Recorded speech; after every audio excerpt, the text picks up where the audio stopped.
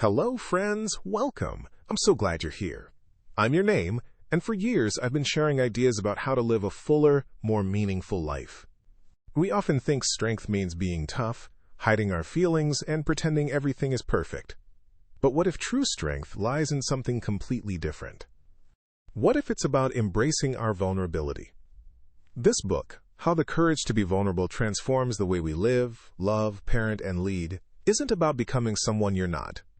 It's about becoming more of who you truly are.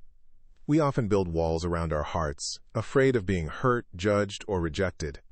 We put on masks, trying to fit in, to be liked, to be seen as successful. But these walls and masks keep us from experiencing the real connections, the genuine joy, and the authentic love that life has to offer. What if, instead of hiding our imperfections, we embraced them? What if, instead of striving for perfection, we celebrated our humanity? What if we dared to be vulnerable? This book is a journey into the heart of vulnerability. We'll explore what it means to be vulnerable, why it's so scary, and how it can transform every aspect of our lives. We'll look at how vulnerability impacts our relationships, our work, our parenting, and our leadership. I'm going to share stories, not just mine, but stories of everyday people who have found the courage to be vulnerable and, in doing so, have created richer, more fulfilling lives. These are stories of people who have dared to show up as their authentic selves, even when it felt risky. Through these stories and practical insights, you'll discover the power of vulnerability too. Build deeper, more meaningful relationships. Learn how to connect with others on a more authentic level by sharing your true self. Increase your self-compassion. Understand how to treat yourself with kindness and understanding, even when you make mistakes. Overcome fear and anxiety. Find the courage to face your fears and step outside your comfort zone. Become a more effective leader. Inspire and empower others by showing your own vulnerability and humanity. Create a more joyful and fulfilling life. Learn to embrace the present moment and appreciate the beauty of imperfection. Improve parenting skills. Teach your children how to be authentic and build strong relationships. This isn't a quick fix. It's a journey of self-discovery, a process of unlearning old patterns and embracing new ways of being. It takes courage to be vulnerable, but the rewards are immeasurable. If you're ready to take off the masks, tear down the walls, and embrace your true self, then this book is for you. Let's embark on this journey together and discover the transformative power of vulnerability. Let's learn how to live, love, parent, and lead with more courage, more authenticity, and more joy. I'm excited to share this journey with you. All right, champion, grab your coffee, put on your brave pants, because we are diving headfirst into what it means to be truly, unapologetically you. Chapter 1. The Mask We Wear, Understanding Vulnerability. Ever feel like you're wearing a costume? Like you're putting on a show for the world? That's the mask, my friend, and it's hiding something incredibly powerful, your vulnerability. Now let's get something straight. Vulnerability isn't weakness. It's not about being a doormat or spilling your guts to anyone who will listen. Vulnerability is courage. It's daring to show up with your heart wide open, even when there's no guarantee of safety or acceptance. It's the birthplace of joy, creativity, belonging, and love. Think of it this way. You see someone across the room you'd like to know better. What's more vulnerable? Walking up and saying, "Hi, I'm your name," or staying glued to the wall, pretending you're not interested? The walk across the room feels risky, right? But that's where the magic happens. Why do we hide? Because we're scared. Scared of being judged, rejected, hurt, or not good enough. And we try all sorts of things to avoid feeling vulnerable. We become perfectionists, needing everything to be just so, to protect ourselves from criticism. We become cynical, tearing things down before they can tear us down. We try to control everything around us, thinking if we just manage things perfectly, nothing can hurt us. But here's the kicker. These masks don't work. They might provide temporary relief, but they also isolate us, prevent deep connection, and leave us feeling empty. Let's bust some myths about vulnerability, shall we? Myth 1. Vulnerability is weakness. Nope. It takes immense strength to be vulnerable. It's about embracing your humanity. Myth 2. I can do it all alone. Wrong. We are wired for connection and need each other. Asking for help is a sign of strength. Myth 3. If I'm vulnerable, people will take advantage of me. While some might, most people respond to vulnerability with empathy and support. And healthy boundaries will protect you from those who don't. So why is embracing vulnerability crucial for a fuller life? Because it's the only way to truly connect with others, to experience genuine joy, and to live authentically. It allows us to be present in our lives instead of constantly worrying about what others think of us. In this book, we're going to tear down those masks, one by one. We're going to practice vulnerability in all areas of our lives. Get ready to feel alive, connected, and empowered. Let's do this! All right, champions. Get ready to rumble with reality. This is where we dig into the nitty-gritty of living a truly awesome life. We're tackling the big question, armor up or show up? Think about it. Life throws punches. It stings, it hurts, it scares us sometimes. Our natural response? Build a wall. Put on the armor. Numb the pain. We might binge-watch TV all day, overwork ourselves to exhaustion, or say, I don't care when we secretly do. We're all guilty of this at some point. Ever known someone get dumped and immediately announce their rack, done with love? Oh, that's armor. It provides immediate relief, but it also prevents them from experiencing true happiness and love. But here's the truth bomb. That armor, that supposed protection, it's actually a cage. It keeps the bad stuff out, yeah, but it locks all the good stuff in too. Connection, joy, intimacy, a wholehearted life. They can't breathe behind layers of steel. This is the high price of armor. Showing up, on the other hand, that's terrifying. It means being real. It means facing the potential for heartbreak, disappointment, and even failure. But it also means opening yourself up to everything amazing life has to offer. Remember, you are a warrior. Imagine a little kid learning to ride a bike. They could stay safe inside, playing video games. Solid armor, right? But what joy they would miss out on.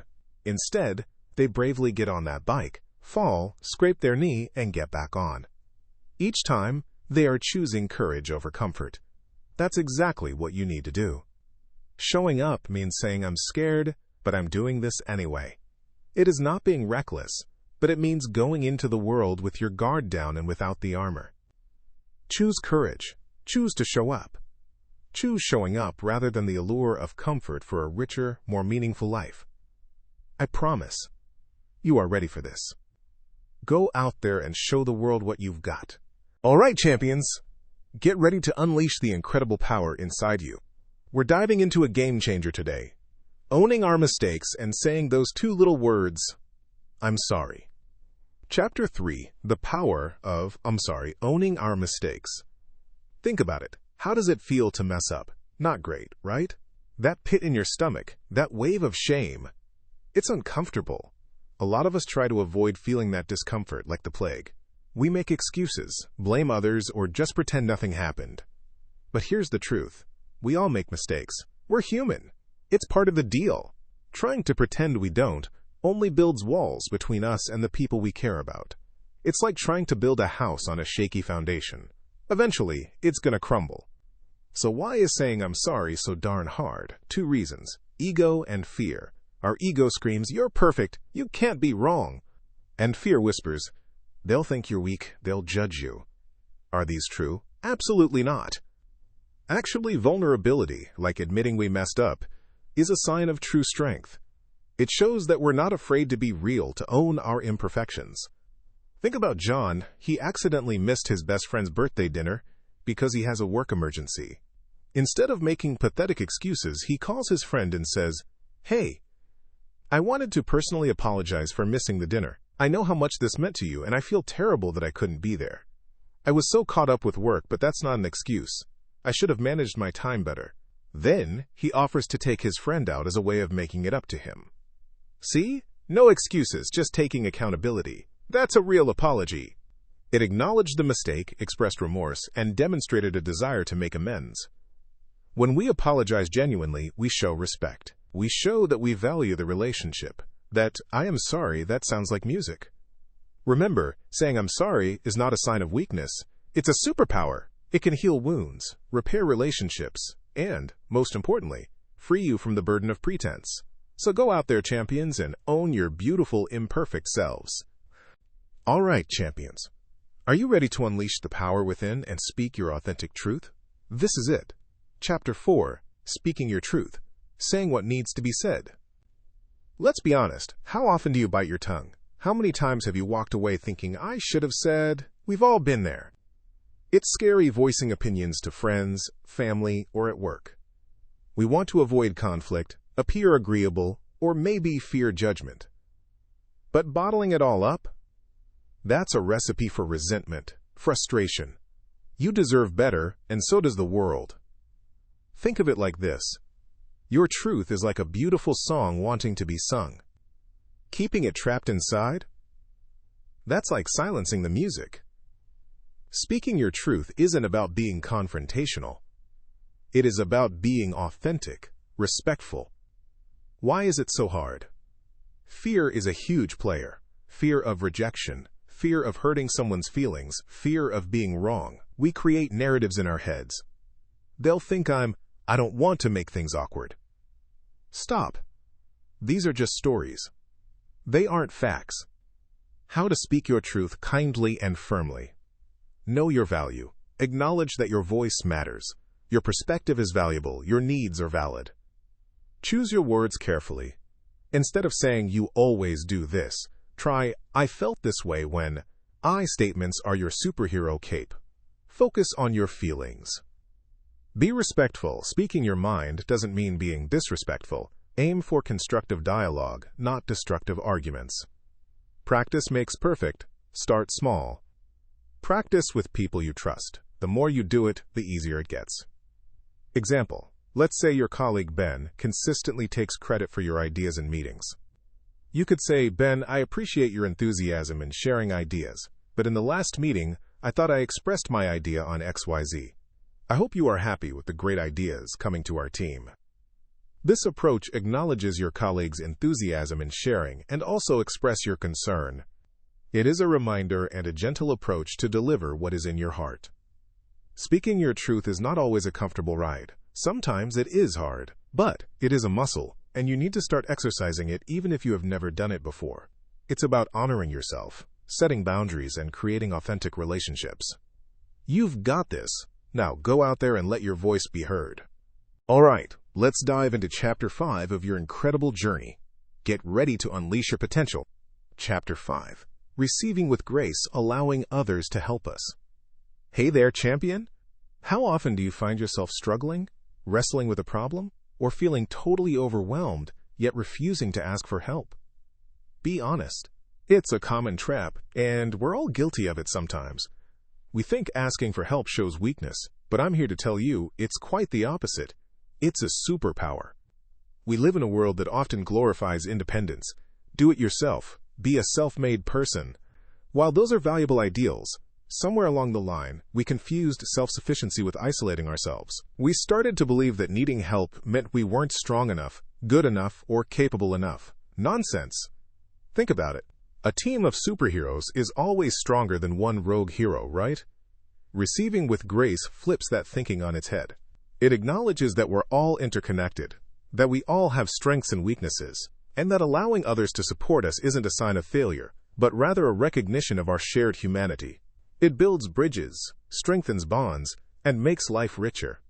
Imagine John is struggling with a huge project at work. He's pulling all-nighters, stressed, and on the verge of burnout. His colleague, Maria, notices and offers to help him with a specific part of the project, which is perfectly aligned with her skills. Now, John has a choice. He can refuse Maria's offer, thinking he needs to do it all himself to prove his worth. Or, he can accept Maria's help with gratitude, acknowledging her expertise and the fact that teamwork can lighten the load and improve the final product. Which choice do you think is the braver one, the one that demonstrates true strength? Accepting the help, of course. Here is what accepting offers to do. Fosters collaboration, builds trust, strengthens relationships. Many thanks to the people who have helped make you the person you're today. Receiving their help with great attitude will make your relationship become stronger. So next time someone offers you a hand, take a deep breath, silence that inner critic that screams, "You can do it yourself," and say, "Thank you, I appreciate that."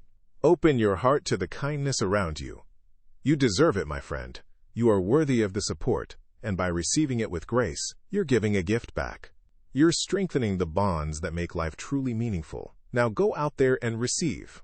All right, champion, let's dive into Chapter 6, Risking Disappointment, Embracing the Uncertainties of Love. Listen, love is a battlefield, but not in the way you think. It's not about constant fighting. It's about facing the real battle, the one inside yourself. That fear of getting hurt, of putting your heart out there and having it stomped on. That's the dragon we need to slay. In romantic relationships, vulnerability is the name of the game. Think about it. You're handing someone your heart, a precious, fragile thing. It's terrifying. But here's the secret. That fear, that's the door to true connection. Being emotionally open means showing your real self, the goofy you, the insecure you, the you that cries during sappy movies. Let them see it all. It's like handing them the instruction manual to your soul. Trusting another person with your truth is like jumping off a cliff, but hopefully they're waiting there with a safety net woven with kindness and understanding. Yes, there's a risk. The risk of rejection, the risk of pain, the risk of disappointment. But without that risk, you're stuck on the sidelines, watching everyone else dance. Now, here comes the tough part, disappointment. It's going to happen. Someone might not call when they said they would. They might misunderstand you. They might even break your heart. It's part of the deal. But here's the magic. Disappointment doesn't have to break you. It can make you stronger. It can teach you valuable lessons about yourself, about what you want, and about what you're willing to tolerate. Imagine this. John puts himself out there. He tells Amy he has feelings for her. Amy doesn't feel the same way. Ouch, right? That stings. But instead of crumbling and hiding, John acknowledges the disappointment. He feels the sadness. Then he learns from it. Maybe he realizes he needs to work on his confidence, or maybe he just accepts that Amy wasn't the right person for him. Navigating those challenges? It's all about communication, baby. Talk, listen, be honest, even when it's hard. And most importantly, remember you deserve to be loved and respected. If you're not getting that, it's time to reevaluate. Don't settle for crumbs when you deserve the whole cake. So embrace the uncertainties. Jump off that cliff with your heart wide open. Yes, you might fall, but you might also soar higher than you ever imagined. The most incredible love stories are written with a heavy dose of vulnerability and a whole lot of courage. Now go out there and write yours. Okay, get ready to rock this parenting thing. We're diving deep into raising kids who are brave, bold, and full of heart. Chapter 7, Raising Wholehearted Kids, Modeling Vulnerability in Parenting. Listen up, super parents. The secret ingredient to raising confident, emotionally healthy kids isn't about perfection. It's about realness. It's about showing them that it's okay to be human, flaws and all. As parents, we often feel like we need to have all the answers, project an image of strength, but guess what? Our kids learn more from what we do than what we say. If we want them to embrace vulnerability, we gotta show them how. Think about it. How often do you share your struggles with your child? Do you brush it off, acting like everything's perfect? Or do you let them glimpse your humanity? Let's say you made a mistake at work. You can tell your kids, hey, I made a mistake at work today, and it's okay. I know I will learn from it tomorrow. That's where the magic happens. Talking about feelings. Kids are emotional sponges. They're constantly absorbing our energy and reactions. If we suppress our feelings, they learn to do the same. Start by naming your emotions. I'm feeling frustrated right now because, or I feel anxious about. This gives them permission to do the same. Embracing imperfections. Nobody is perfect, and trying to be is exhausting. Show your kids that it's okay to make mistakes. Instead of getting angry when you make a mistake, laugh it off, for example, like, oops, Mom put the salt instead of sugar in the cake. Let's order a pizza instead. It is fun, and they will know it is okay to commit mistakes. It's okay to be vulnerable. When you and your children are vulnerable with each other, it can assist you to communicate openly and honestly. It encourages empathy and understanding. Make sure they know that it is okay to feel bad when they are having bad days. Talk with them and share what makes you happy. Practical tips for the brave parents. Share your age-appropriate struggles. Don't burden them with adult problems, but let them see you navigating difficulties. Apologize when you're wrong. I'm sorry, sweetie. I reacted harshly and I was wrong. Modeling responsibility is powerful. Show them your passions. Let them see you pursuing your hobbies and interests, even if you're not good at them. It shows them that it's okay to try new things. Your vulnerability creates a safe space for your children to be themselves, to take risks, and to learn and grow. All right, team. Get ready to unleash your inner leader because we're diving headfirst into Chapter 8, The Courage to Lead, Vulnerability in the Workplace. Forget those old-school, stone-faced bosses. Leadership isn't about being a robot, it's about being real. Think about it. Who would you rather follow? Someone who pretends to know everything, or someone who's honest, open, and willing to admit they're human? Vulnerability isn't a weakness. It's your superpower. It builds trust faster than you can say. Teamwork makes the dream work. When you're willing to be vulnerable, you create a space where others feel safe to be themselves. And that's where innovation, collaboration, and true connection happen. Imagine a project going sideways. A tough leader might yell, blame, and create a climate of fear. A vulnerable leader? They'll say, okay, this isn't what we planned. Let's look at what happened, learn from it together, and figure out our next move. Huge difference, right? Communicating effectively becomes a breeze when you lead with vulnerability. Stop trying to sound perfect. Speak from the heart. Share your concerns, your hopes, and even your doubts. Remember Alan, a project manager, who confessed to his team that he was nervous about presenting to the CEO. The team rallied around him, offering support and contributing ideas. Alan's honesty built a stronger, more united team. So, how do you become a more vulnerable leader? Be authentic. Stop trying to be someone you're not. Embrace your unique quirks and strengths. Listen actively. Truly hear what your team is saying. Don't just wait for your turn to talk. Ask for help. Show that you value others. Expertise. It's just effective decision-making, not weakness. Acknowledge your mistakes. Own up to your errors, and use them as learning opportunities. Being a vulnerable leader isn't always easy. It requires courage, self-awareness, and a willingness to step outside your comfort zone. But the rewards, a stronger team, deeper connections, and a more fulfilling work life, are absolutely worth it. Go out there and lead with your whole heart. You've got this. All right, champions, buckle up, because in this chapter, we're tackling a topic that is absolutely crucial to living a wholehearted life: setting boundaries. So many people think vulnerability means being a doormat, letting everyone walk all over them. Wrong. Vulnerability is about strength, and part of that strength is knowing where you begin and someone else ends. Think of it like this. You're a beautiful garden bursting with vibrant life and potential, but without a fence, weeds can creep in and choke your precious plants. Boundaries are that fence. They're not meant to keep people out entirely, but to define your space, protect your energy, and ensure you have what you need to thrive. We're not talking about building impenetrable walls. We're talking about healthy, flexible boundaries that allow connection while safeguarding your well-being. Vulnerability thrives in a space of safety and respect. So how do we build this fence? First, know your worth. Believe you deserve respect, kindness, and your needs met. This isn't selfish. It's self-preservation. The more you value yourself, the easier it becomes to say no or enough. Second, identify your limits. What drains your energy? What makes you uncomfortable? What values are non-negotiable? Maybe it's working late every night, lending money you can't afford, or enduring constant negativity. Write it down. Seeing it on paper makes it real.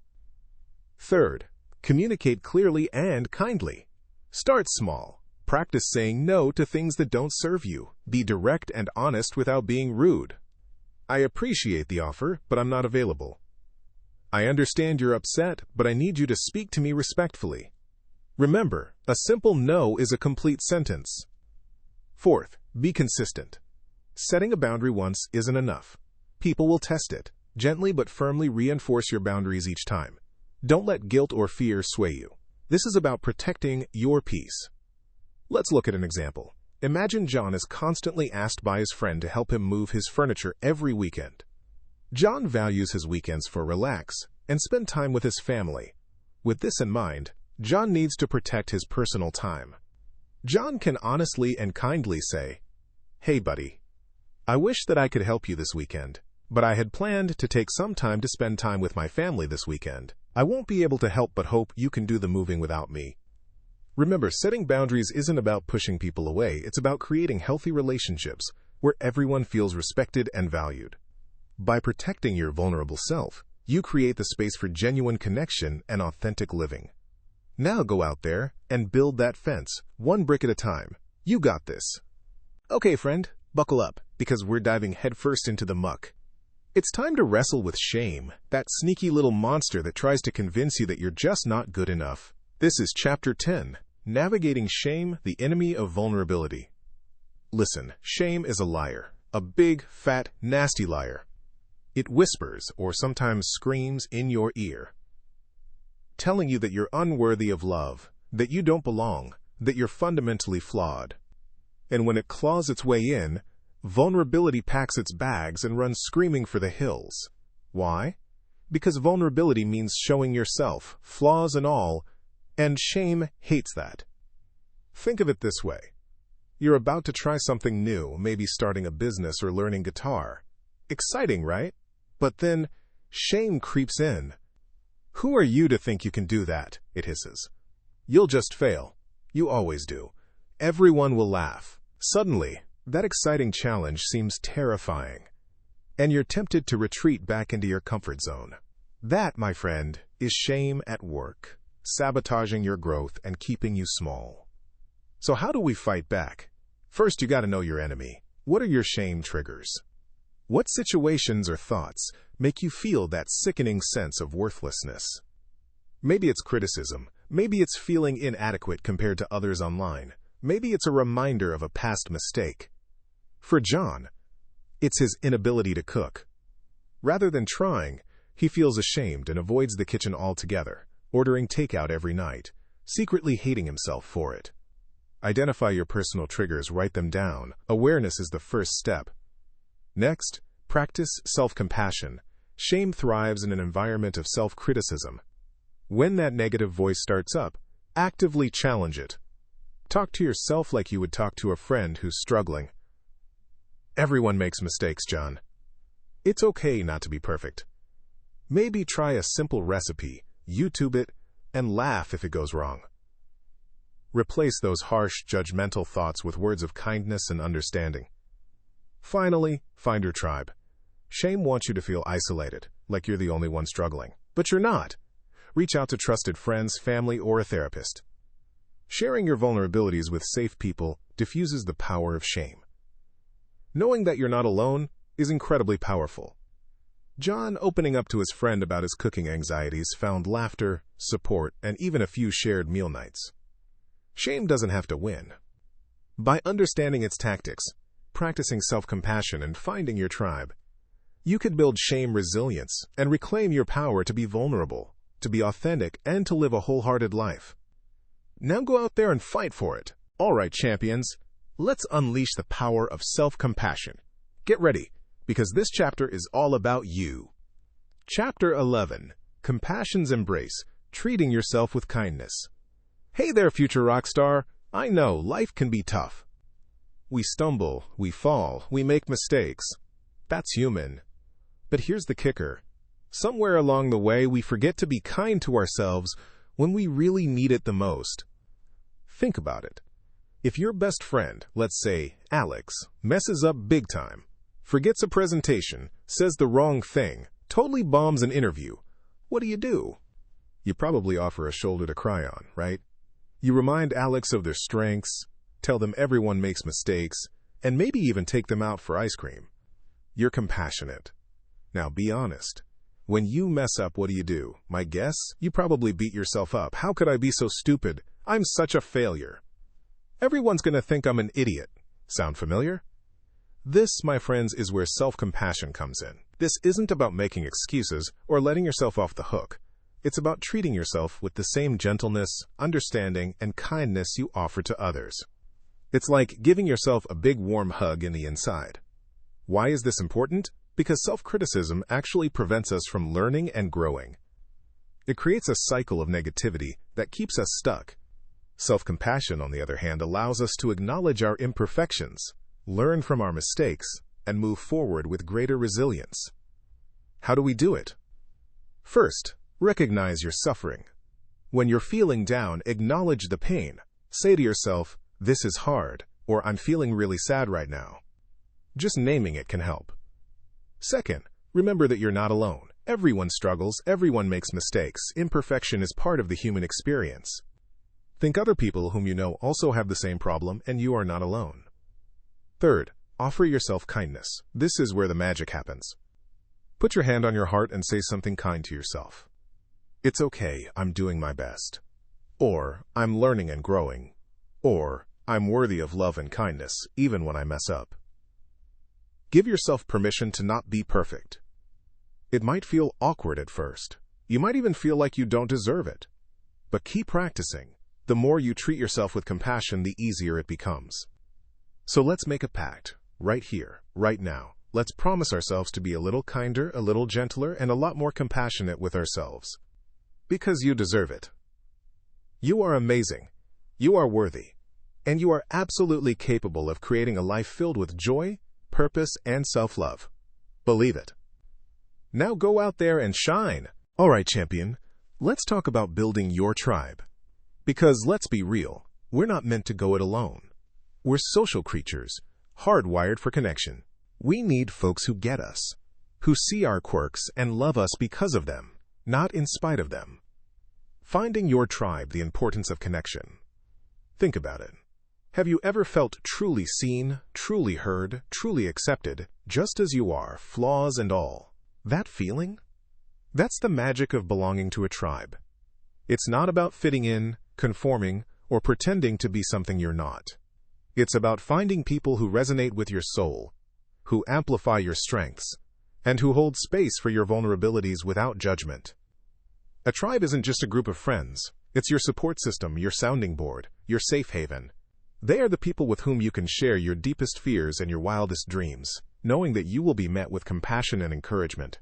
Your tribe celebrates your wins like they're their own and offers a shoulder to lean on during tough times. Building authentic connections takes effort, my friend. It starts with being vulnerable and sharing who you really are. Start small.